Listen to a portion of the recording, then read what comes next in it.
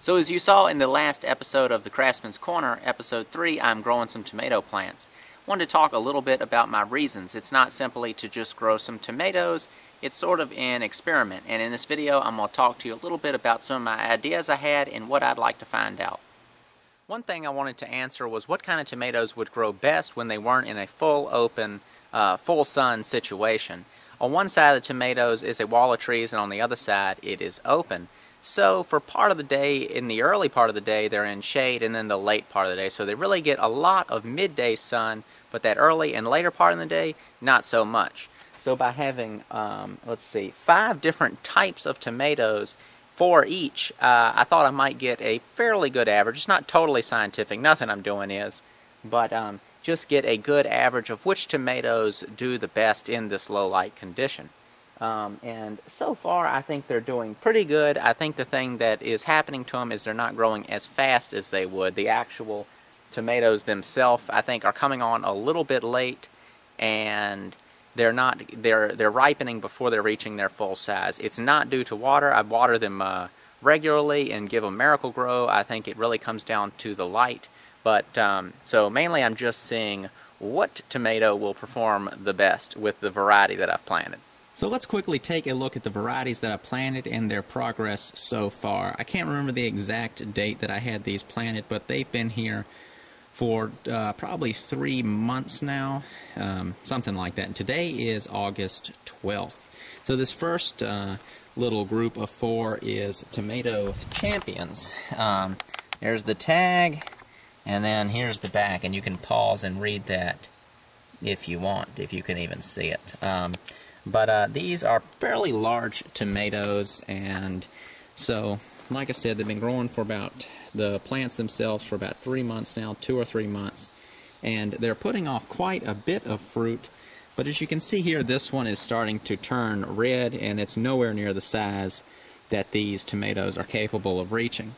So I have noticed, though, from tomatoes I planted in the past, it seems like the first few tomatoes that ripen aren't always the best, and then after the plant I sort of feel like it gets its engine revved up, they start putting off better tomatoes. This is just from my experience. But so those are the Tomato Champions, and you can see these are about 6.5 feet, probably 6.5 to 7 feet tall is what they've reached. And next to those are the Pink Girls, and these are sort of some medium-sized tomatoes. We'll take a look at that little tag too, just to where you can see it.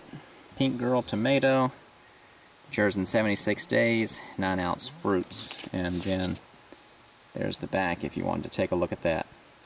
And didn't have any experience with these tomatoes at all, just wanted to try them out. And they, all these tomatoes were planted the same size except for the ones on the end. We'll talk about those in a minute. So they were all planted the same day from about the same size. I got these all as little small 4-packs for $1.89 for each 4-pack. So these are putting off some pretty good tomatoes, as you can see. And in the back there's a ripe one. We'll go around and look at that. You can see it has that nice lighter colored red, so that's why they're called the Pink Girls. And these are really putting off some pretty good amount of fruits, and these are pretty good size there. I think these are going to start to ripen up probably over the next week, and as with a couple other fruits on the other plants. And these are about 6 feet tall right now, so I think they're looking pretty good. On to the next, we've got Beefmasters. Take a look at these. These are sort of a gnarlier looking tomato. As you can see, here's one growing. Kind of have these ribs and very shapely tomatoes, and these also are pretty large tomatoes. Whoops, here's the tag, here's the detail. Nothing on the back, just that right there. So what does it say? Doesn't say. Oh yeah, up to 2 pounds. So these are pretty big. Pretty excited about those. I hope I get some that do reach full size. But here's an example of what I was talking about. This is the first tomato to start to ripen on these tomato plants, and it is pretty small. only half of it is ripening, the other half is still green and splitting open. So always, at least in my experience, the first ones are on the rougher side. And as you can see, this one is starting to get to a good size, but still probably only a third or a quarter of the size that it could be in optimal conditions. Next to that, these are Sweet 100s. This is a cherry tomato, and as you can see, top of that is way off the ground. That stake is an 8-foot tall stake, and then of course it's hammered into the ground maybe 8 inches or so. So that plant has probably reached over 8 feet tall. We'll take a look at the tag, if that makes any difference. This might be a silly idea to be showing these, but that's the Sweet 100s, cherry tomatoes, 1 inch. And on average, I get about 3/4 of an inch from my experience, not just growing them this year in this location, but in other places, even in full sun. But those are those. You can see they're putting off nice little groups of tomatoes, and you can see here I've been picking them off. Usually these never make it very far from these little tomato plants. I just eat these as I get them. I don't ever really wait for them all to ripen at once. I just, each day when I'm up here tending to these tomatoes, they're sort of my little snack. And then last on the list, I don't have the tag up here, are these German Johnsons. I accidentally called them Jeremiah Johnsons the other day in a video. But these are German Johnson tomatoes. My grandmother likes them, and so I planted these to be able to give her some tomatoes. And they were planted on right on the side of a house, and I wanted to plant these in a different location, but they didn't. They really weren't taking off very good, so I dug them up, moved them back here beside all the others, and they have really taken off now. They've doubled in size in only probably a week and a half, 2 weeks. So they've really put off a lot. And these are some funny growing tomatoes, and that may have been due to some sort of a lack of maintenance on my part, but you can see it starts out just a normal skinny little vine on the bottom, and as it comes up, it just split in a couple places, and then the vines, they really thicken up top. So all of them did that. All of them split off into 2 main stalks, more so than the other ones. And it wasn't because of little suckers growing out where a group of leaves were coming out and then just basically grew another plant. It just, they wanted to split. And so that's what's happening with these tomatoes. And because of their slow growing initially they didn't throw off many tomatoes, little small tomatoes, but now they've really got a lot of blossoms on each plant. And on the back plant, there is 1 small tomato growing. And then down below you can see, right here is where one of them, I accidentally broke it. I was trimming off some of the lower groups of leaves, and I was breaking them off and actually broke my plant. So I added sort of a little splint here and tied it on with some cloth, and the plant grew right back together. I mean, I almost broke this completely in half. It was barely holding together, but the plant healed itself, which is really surprising, and it's currently the best plant, so maybe I made it stronger. I don't know. But, so that's that for just showing what kind of plants that I'm working with here. And one of the last things I want to talk about is the leaves. When I mention the leaves, what I'm really saying is that when you're growing tomatoes, you want to grow tomatoes. You're not trying to grow tomato leaves. So what I've done in each group of 4 in each variety is really pruned up 1 vine out of each group. And my goal is just to see, does it hurt the plant or does it help the plant? And I know there's probably been plenty of people who have done this, but I really wanted to see for each variety, which variety handled it the best, and sort of how they handle it. Is it going to just put out a lot of effort to grow more leaves, or is it going to sort of divert that energy that it would have been putting into the leaves into the tomatoes themselves? So let's take a closer look at some of the plants. So with the German Johnsons, you can see that they are fairly leafy. Well, here's the one that really trimmed up. And as you can see, I left very few leaves. You can probably get it confused with the one behind it. So all I is this group of leaves, this group of leaves, and then on top these, compared to all that. So we'll see what happens with those. With the cherry tomatoes, the same thing. I'm just going to kind of quickly go over them now that you've seen an example of what I did. Here's how many leaves are naturally on the tomato, the cherry tomato, and then here's how many is on them now. Pretty much I'm just leaving 2 little groups of leaves and then whatever's growing at the top.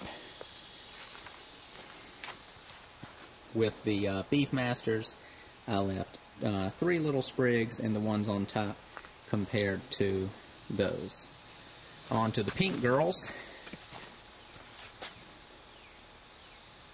Pretty stripped down, same as the other ones. You can see this is they're fairly leafy. They're not as leafy as they would if this was growing out in the open field, but just wanted to see what happens. So what I'm worried about is that I guess I kind of think of each little leaf as a solar panel that is fueling the plant.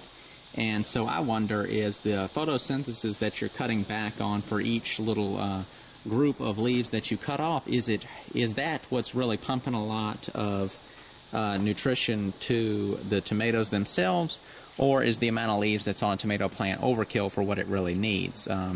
So that's what I'm trying to find out. Or is it mainly water? Is it the water being pumped to the tomato the most important thing? In that case, I would feel that cutting the most of the leaves off would be a good thing, and maybe a really good option for areas with not too much water, because a lot of water goes to the leaves and is evaporated out of the leaves. I think it's called transpiration or something like that. I'm probably not transportation, transpiration. But so probably got that wrong, but it's something like that.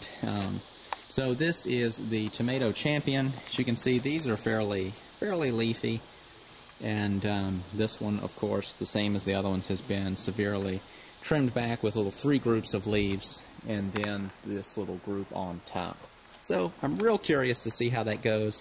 I would really probably have to do quite a bit more tomato plants than this to get a real scientific answer to the question. But I think with 5 groups of 4, 1 in each one trimmed back, I'll get a pretty good idea. And then maybe just sort of see which ones react to it better than the others. The last thing I want to talk about is the soil conditions in which I planted. As you can see, for the most part, the dirt up here is this red clay, which is common in at least the part of the country I'm at, which is the East Coast. So for the most part, these plants are planted directly into the ground, and then what I did is I mixed a combination of composted sawdust mixed with a little native soil and sand for drainage. So when I planted these plants, what I did is I dug about a 1-foot diameter and 1-foot deep hole, filled it up with that mixture I just mentioned, stirred it up, transplanted the little 4-packs directly into the dirt. I did that on 12 of the plants, which are the German Johnsons, Sweet 100s, and the Beefmasters. But for the other 2 groups, I did them in raised beds. So let's go have a look at those. So as you can see, these raised beds are not too big. They're 4 foot square and about 11 inches tall, filled up about 3/4 of the way up with that same mixture that I have mixed in with the soil where the other ones are planted directly in the clay, which again is composted sawdust, some of the native dirt from the wood, so the real black dirt, and then some sand for drainage. Now this dirt is probably only about 8 inches thick over top of the natural, the clay that the other ones are planted in, so these roots are going through that into that native ground, but you got a lot of nutrients built up in these planter boxes. And then in combination with me, I've been doing some Miracle-Gro feeding in addition to regular watering when it wasn't raining. So about probably about every 2 weeks. If I was planting things in planters, I'd be doing Miracle-Gro probably every week, at least a little weak solution of it.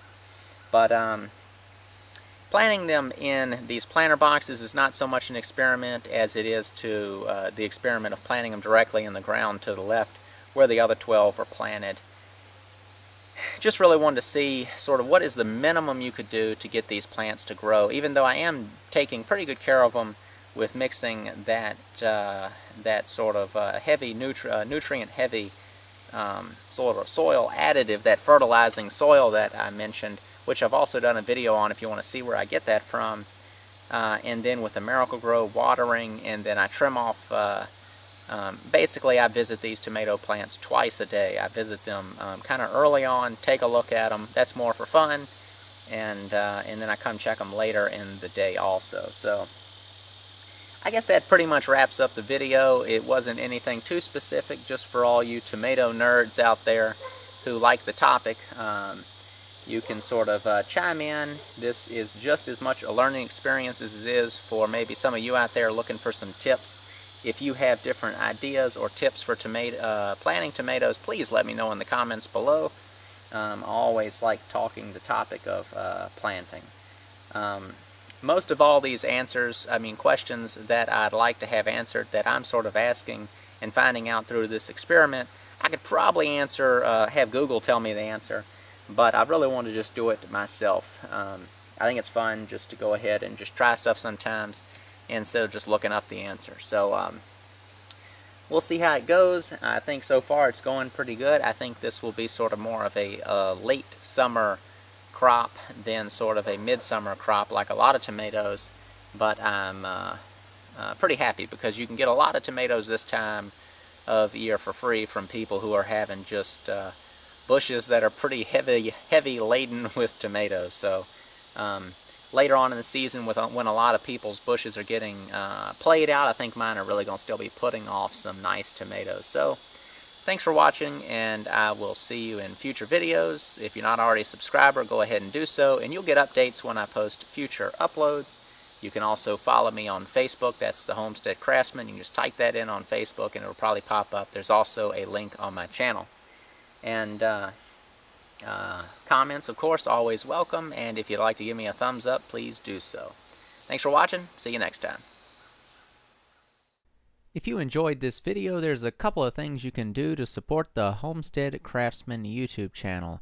You can subscribe to the channel and you will get updates when I post future videos. You can also give the video a thumbs up and leave a comment below.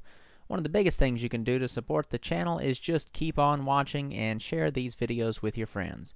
Once again, thanks for watching, and I'll see you in the next video.